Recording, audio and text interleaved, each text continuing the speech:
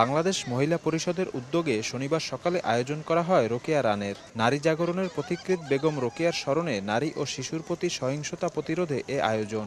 সচেতনতা বৃদ্ধির এই আয়োজনে শহীদ মিনার থেকে শুরু করে রাজু ভাস্কর্যের পাদদেশ হয়ে শাহবাগ পর্যন্ত দৌড়ে অংশ নেয় নানা শ্রেণী পেশার নারীরা।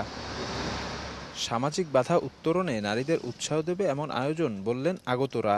সবাই একতাবদ্ধ হয়ে যেটা করতে চাই যে মেয়েরা অ্যাক্টিভ, মেয়েরা সমস্ত সবকিছুই করতে পারছে এবং পারবে ইনশাআল্লাহ। 25শে নভেম্বর থেকে 10ই ডিসেম্বর পর্যন্ত আন্তর্জাতিক নারী নির্যাতন প্রতিরোধ পক্ষ পালিত হচ্ছে বিশ্বজুড়ে।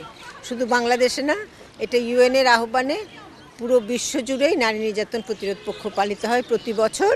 25শে নভেম্বর থেকে 10ই ডিসেম্বর মানবাধিকার দিবসে এটা শেষ হয়। কারণ আসলে নারীর প্রতি নির্যাতনটা একটা শুধু নারীর ইস্যু তো হয়ে থাকছে না, যে নারী নির্যাতিত হচ্ছে তার সাথে সাথে তার পরিবার, পরিবার সাথে সাথে সমাজ।